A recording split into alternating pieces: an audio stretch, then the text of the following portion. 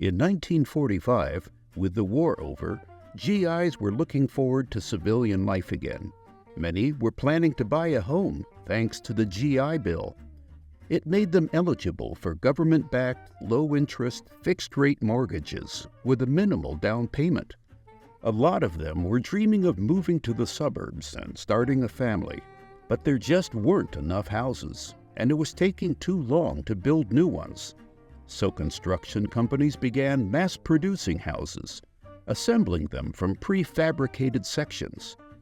It enabled them to build homes in less time and with less cost. Prefabricated homes were nothing new. At least 3 companies had been selling kit homes for decades. The Aladdin Company introduced its ready-cut houses in 1906. These kits included everything you needed to build your dream home, complete with pre-cut numbered pieces.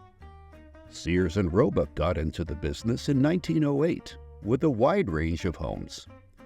And Montgomery Ward started their line of kit homes in 1922. In 1934, architect Frank Lloyd Wright developed a line of prefabricated houses for middle-class buyers. He described them as Usonian, which means relating to the United States. These were small, single-story houses. Each emphasized horizontal lines and the low, flat roofs that Wright favored. They came with modular furniture designed by Wright to maximize interior space. And they had L-shaped layouts so they could be built around a garden or terrace. The back of the house featured large windows to maximize a sense of continuity between inside and outside. They were relatively easy to build and were sold for just $10,000. But Wright launched the concept in the middle of the Depression, and only 60 Usonian homes were built. In the 1940s, the Lustron Corporation was making prefabricated commercial buildings out of steel. In 1946, sensing an opportunity, the company began making homes with the same technique. They'd build a steel framework and cover it with steel panels coated with a porcelain enamel finish. These steel houses, they said, would defy weather, wear, and time. They were priced between $8,500 and $9,500, considerably less than houses with traditional construction. The ads for Lustron homes that appeared in the Saturday Evening Post did more than justice to the house, making it look spacious, despite the fact that they were less than 1,000 square feet. The bedroom and living room were spacious for such a small footprint, but square footage had been sacrificed in the kitchen and bathroom. By 1950, 2,500 Lustron homes had been built, and there were orders for an additional 8,000. But the company lost money on each house, and Lustron eventually declared bankruptcy. Over 3,000 of these homes have vanished, but 1,500 still stand today. In 1957, the Alcoa Aluminum Company tried its luck in prefabricated housing when it introduced Alcoa Carefree Homes. The home kits contained several tons of components made out of a strong aluminum alloy. The houses had an avant-garde look, emphasized by a startling color scheme. Exterior walls were covered with purple aluminum panels.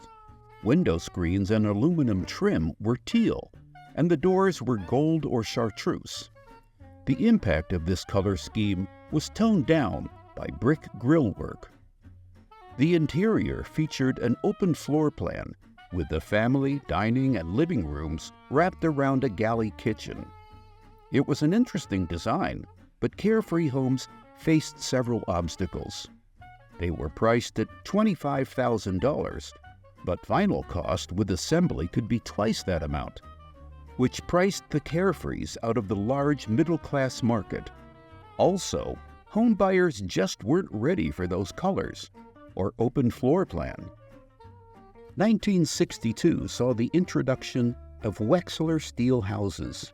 These were 1,400-foot prefabs that could be assembled in less than 30 days and sold for $13,000 to $17,000. Each house was constructed with light-gauge steel walls.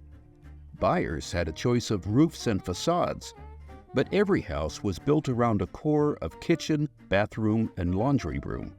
7 of these houses were built in Palm Springs before the price of steel shot up, making the homes unaffordable. Years after Sears and Montgomery Ward stopped selling houses, Macy's department store got into the business with a line of houses they called Leisurama. These homes ranged from 730 to 1,200 square feet on a 7,500 square foot lot. The homes came fully furnished with appliances, furniture, housewares, everything down to the toothbrushes. Leisurama homes played an interesting role in the Cold War.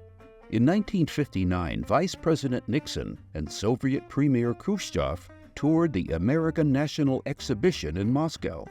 They visited a model home from America and stopped at the kitchen, which was stocked with all the latest appliances and labor-saving devices. Khrushchev and Nixon got into an impromptu debate when the Soviet leader asked who needed all these gadgets and luxuries. He refused to believe that American workers could afford such a house. In fact, what he was seeing was the prototype for the Leisurama, and it wasn't intended to be a worker's house, but his vacation home. All of these homes, which were intended to be affordable in their time, have jumped in value. Leisurama homes on Long Island have sold for $800,000. A Wexler steel house recently went on the market for $1.7 million. An Alcoa Easy Care home in Oregon was listed for almost $1 million. And Usonian homes have sold for $1 to $4 million. But a Lustron home can be bought for just $165,000 to $300,000, if you can find one.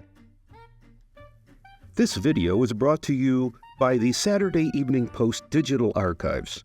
Saturday Evening Post members can explore our 200-year-old archive for only $15 a year. Subscribe today.